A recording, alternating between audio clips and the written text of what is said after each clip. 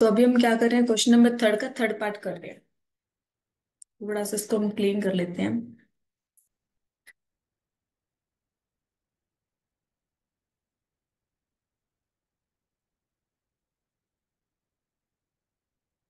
तो यस,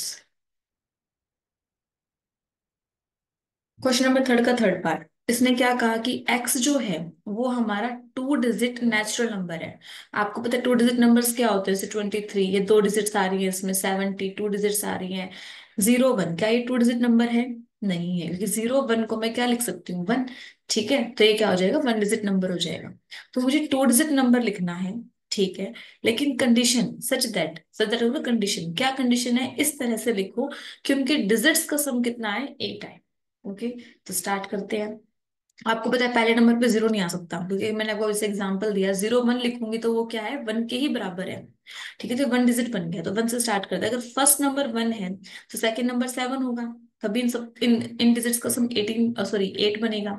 ऐसे ही 2 लिया तो 6 लेना पड़ेगा, 3 लिया तो 5 लेंगे हम, 4 है तो 4 आ जाएगा। 5 लेंगे तो 3 लेना पड़ेगा। 6 लेंगे तो 2 लेना पड़ेगा। 7 लेंगे तो सॉरी 7 लेंगे तो हमें 1 लेना पड़ेगा। 71 बन जाएगा वो। और 8 लेंगे तो 0। अब ये नंबर बन सकता है, तो ये मेरे क्या है, एलिमेंट्स हैं जिनका, ये एलिमेंट्स कैसे हैं, टू डिजिट नंबर्स हैं जिनका सम क्या आएगा, 8 आएगा। आपको पता है सेट लिखते कैसे हैं, करली ब्रैकेट और कोमा आ जाएगा। ठीक है, तो आई थिंक आपको समझ में आ गया होगा ये। उसके बाद है फोर्थ पार्ट। फोर्थ पार्ट यहाँ लिख देते हैं। फोर्थ पार्ट में क्या कहा है कि एक्स एक प्राइम नंबर है। ठीक है, यानी जो मेरे सेट के अंदर एलिमेंट्स आएंगे, जो भी एलिमेंट्स आएंगे वो मेरे क्या होंगे, प्राइम नंबर्स होंगे। एंड वो डिवाइजर होंगे 60 के, यानी वो 60 को डिवाइड करेंगे। ठीक है, तो मैं क्या करूं यहाँ पर, प्राइम फैक्टराइजेशन कर दूं 60 की, तो मुझे पता चल जाएगा कौन कौन से प्राइम नंबर 60 को डिवाइड करती हैं। प्राइम फैक्टराइजेशन से क्या पता चलता है आपको, कि मेरे ये प्राइम्स जो हैं वो क्या करते हैं, एक पर्टिकुलर नंबर को डिवाइड करती हैं। इसकी प्राइम फैक्टराइजेशन करेंगे, यहाँ पे आएगा 30, फिर 15, फिर 3 5 जो 15 एंड 5। तो कौन कौन से प्राइम आए, 2 3 एंड 5। तो कौन कौन से प्राइम हैं जो डिवाइजर है 60 के, वो है 2 3 एंड 5। ठीक है, उसके बाद में है अपने पास क्वेश्चन नंबर थर्ड का फिफ्थ पार्ट। इसको हम यहाँ लिख देते हैं। The set of all letters, मुझे सेट बनाना है किसका, लेटर्स का। किसके लेटर्स का, ट्रिग्नोमेट्री। तो आपको पता है ट्रिग्नोमेट्री में क्या आ रहा है, TRIGONOMETRY।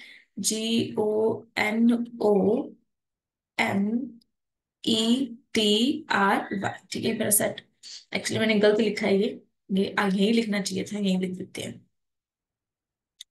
एम तक हो गया, उसके बाद आएगा ETRY। सभी मैंने लेटर्स लिख दिए, कॉमा लगा दिया। अब क्या ये ठीक है? ये ठीक नहीं है, क्योंकि मैंने स्टार्टिंग में आपको बताया था कि सेट के अंदर कोई भी एलिमेंट रिपीट नहीं होता। तो अगर मैं देखूं टी, टी यहाँ पर भी है यहाँ पर भी, यानी ये नहीं आएगा इसमें। ठीक है, उसके बाद आर कहीं आ रहा है, यहाँ पर आ रहा है, आर भी दोबारा नहीं लिखना हमें। उसके बाद में आई कहीं और है, नहीं। जी कहीं और है, नहीं। उसके बाद ओ दोबारा आ रहा है। एन कहीं और है, नहीं। एम कहीं और है, नहीं। ENY। ठीक है, तो इसमें इसका मतलब इसका आंसर क्या होना चाहिए था, TRIGONMEY।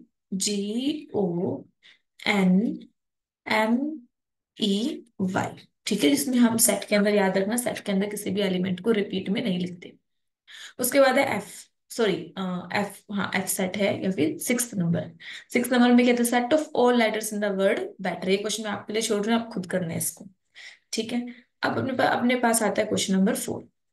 तो अगर आप रिवाइज करना चाहो तो आप रिवाइज कर सकते हो एक बार, कि हमने ऊपर क्या किया। ठीक है, देखो क्वेश्चन नंबर फर्स्ट में सिर्फ ये देखा था कि सेट की डेफिनेशन क्या होती है, सेट की डेफिनेशन के ऊपर सारे क्वेश्चन हो गए थे अपने। क्वेश्चन नंबर सेकंड में देखा कि बिलोंग करते हैं कि नहीं करता, उसके ऊपर अपना क्वेश्चन हो गया। क्वेश्चन नंबर थर्ड में हमने ये सीखा कि रोस्टर फॉर्म में कैसे लिखते हैं। ठीक है, उसके बाद आता है क्वेश्चन नंबर 4। अब क्वेश्चन नंबर 4 में आपको ये सिखाएगा कि सेट बिल्डर फॉर्म में कैसे लिखते हैं। बहुत अच्छी एक्सरसाइज है, मतलब क्वेश्चन का जो पैटर्न बना रखा है एनसीईआरटी ने वो बहुत सही बना रखा है। आपको हर क्वेश्चन के साथ एक कॉन्सेप्ट सिखा रहे हैं, और इससे बाहर क्वेश्चन आता नहीं, यही कॉन्सेप्ट है। और सेट सीखना बहुत बहुत इंपॉर्टेंट चैप्टर है, बहुत जरूरी है सेट हमारे लिए, क्योंकि इसको हम आगे बहुत सारे चैप्टर्स में यूज करेंगे। ठीक है, तो फर्स्ट चैप्टर आपको बहुत इंपॉर्टेंट है। अगर आप जेई की तैयारी कर रहे हैं तो उसके लिए भी इंपॉर्टेंट है, अगर आप ओलंपियाड्स की तैयारी कर रहे हैं तो उसके लिए भी इंपॉर्टेंट है। ठीक है, तो अब अपने पास आता है क्वेश्चन नंबर 4। अब क्वेश्चन नंबर 4 में क्या मैं इसको इरेज कर दूं,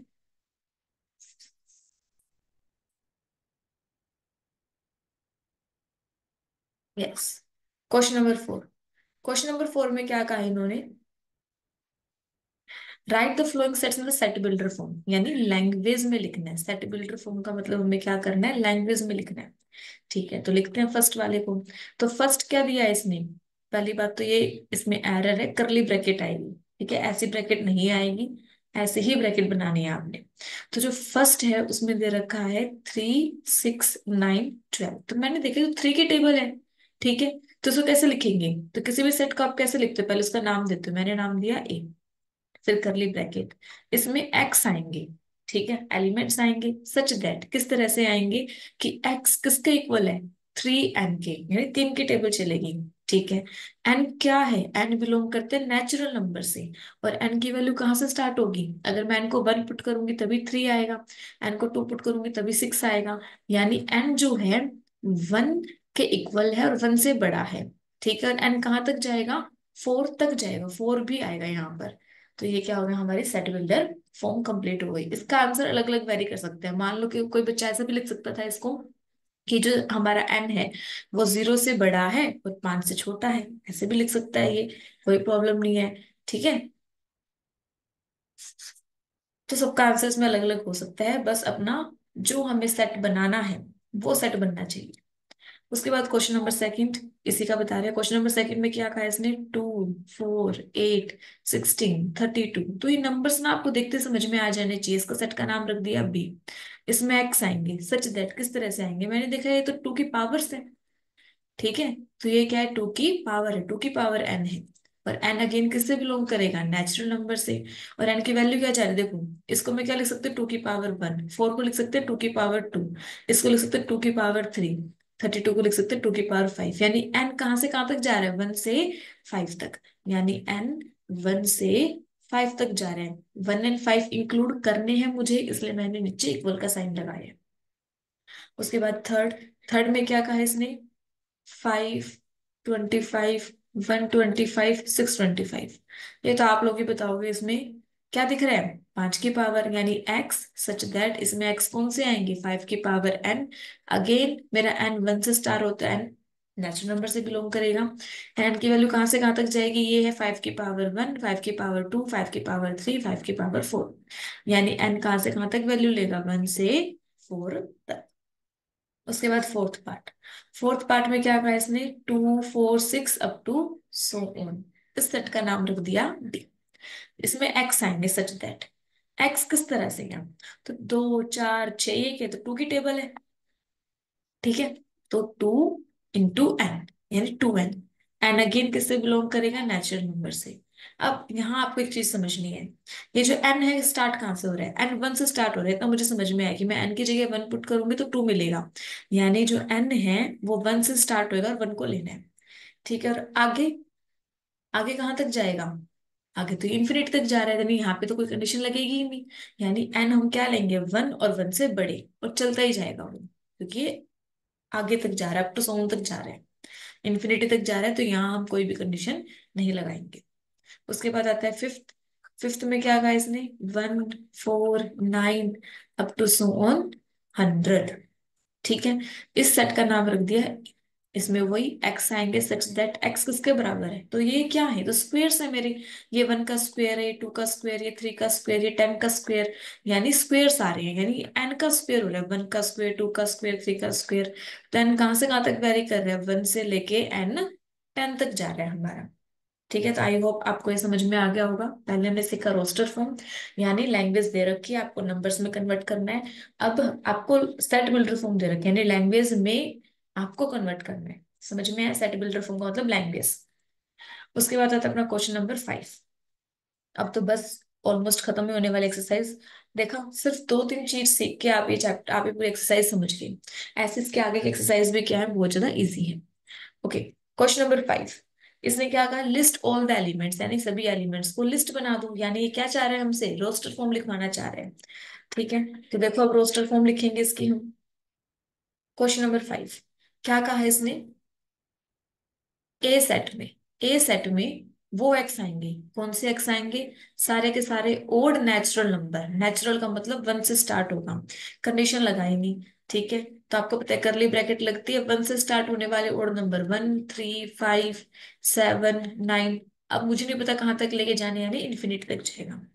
इस सेट को हम क्या बोलते हैं, इनफाइनाइट सेट।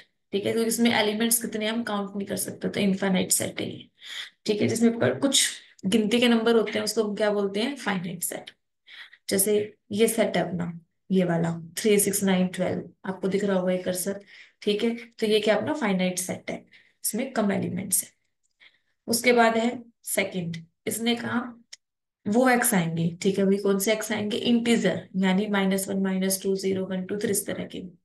कहाँ से एक्स की वैल्यू कहाँ से कहाँ तक लाई करेगी, -1/2 से बड़ी और 9/2 से छोटी। तो -1/2 के आगे कौन सा इंटीजर आता है, 0।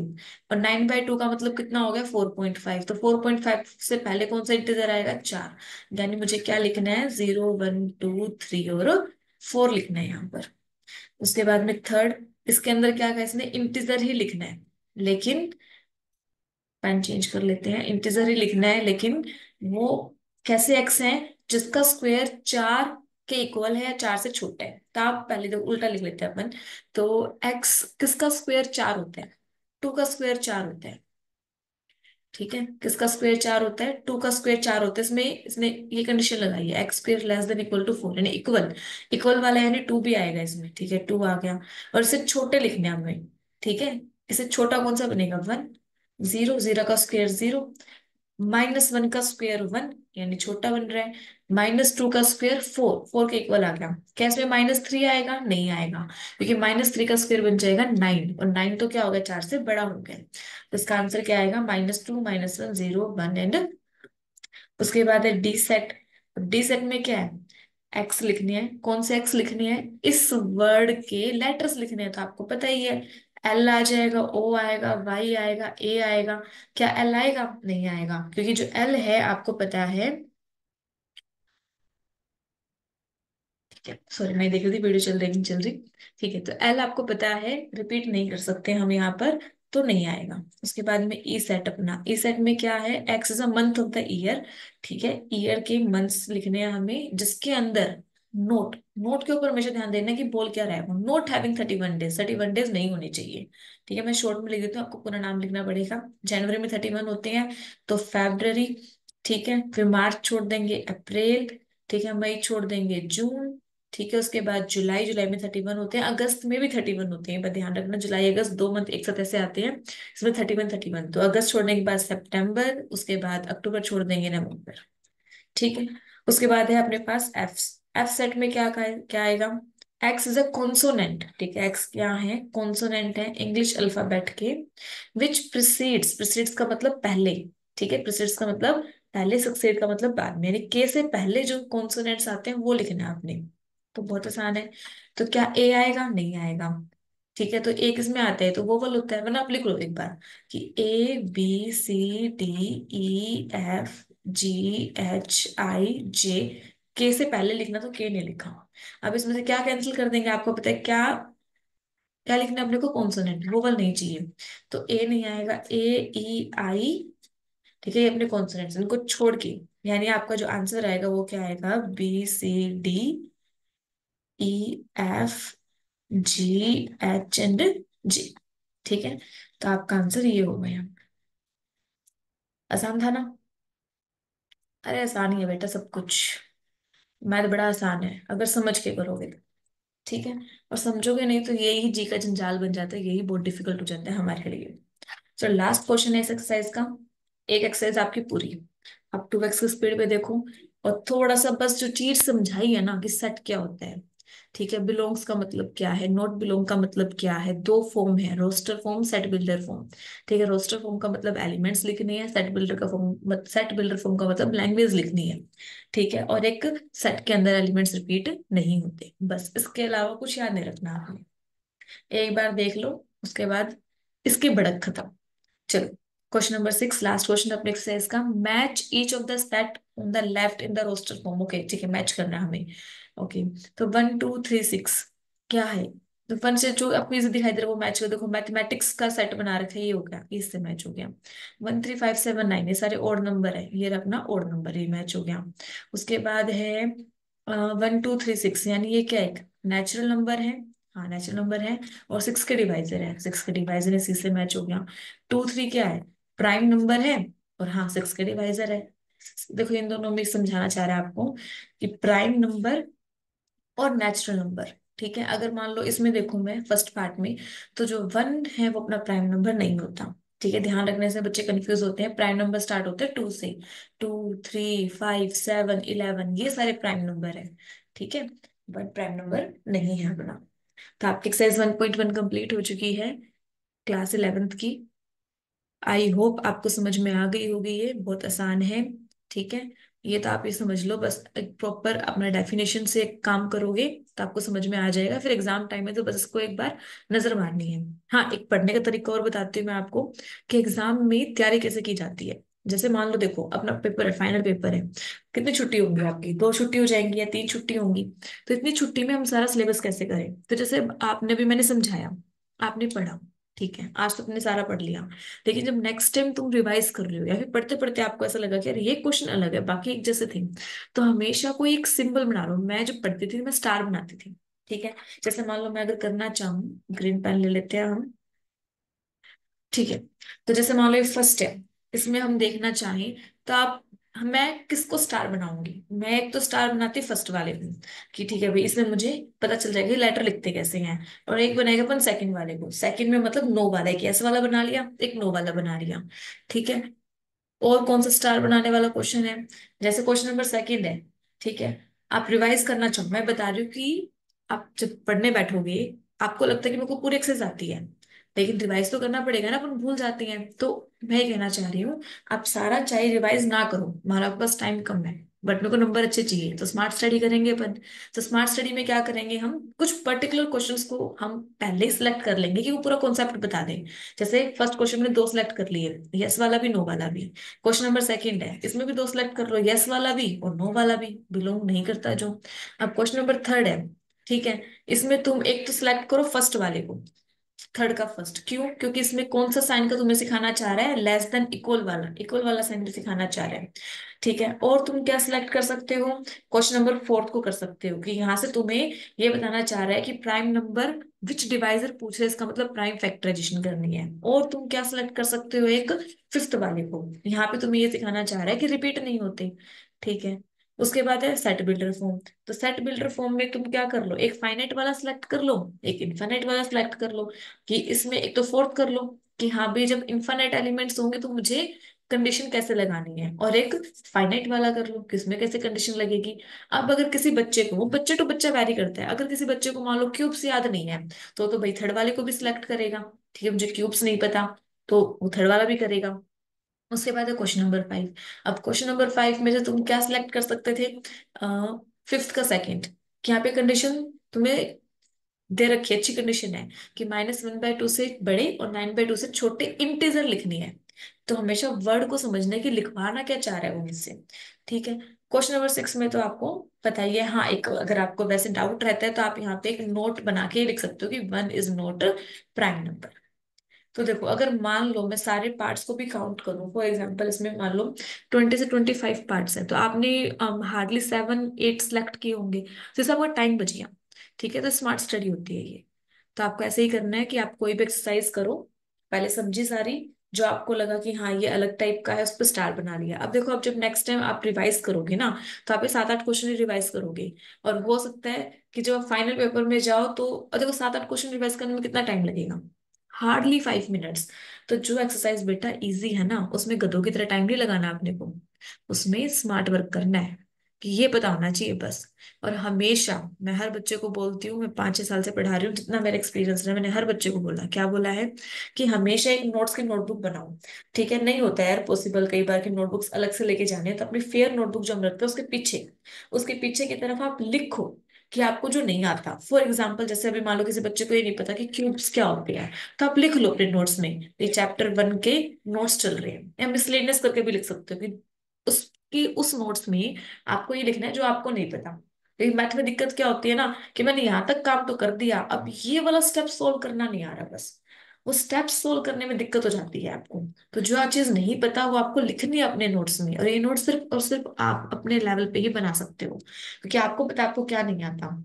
जैसे चैप्टर 1 के नोट्स बनाने हैं, मुझे नहीं पता कि क्यूब्स क्या होते हैं, तो 5 का 1 5 हो जाएगा, सॉरी 5 क्यूब्स लिखने हैं ना, सॉरी हमें तो जैसे आप क्यूब्स लिख लो, 1 का क्यूब 1 हो गया, 2 का क्यूब 8 हो गया, 3 का क्यूब 27 हो गया, ठीक है, 4 का क्यूब 64 हो गया, 5 का क्यूब 125 हो गया। तो आपको क्यूब्स लिख लिया।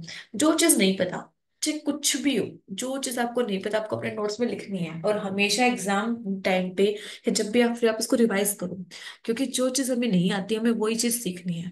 ठीक है। यही एक मंत्र है, जिस मंत्र से आप कम पढ़ के अच्छे नंबर लेके आ सकते हो। एक बार ट्राई करना, और जिसको अच्छा लगे वो एक बार कमेंट जरूर करना कि हाँ यार सही बताया मैडम आपने। ठीक है। ओके। आज के लिए इनफ है इतना, और हम करेंगे नेक्स्ट क्लास में exercise 1.2। Thank you, have a nice day.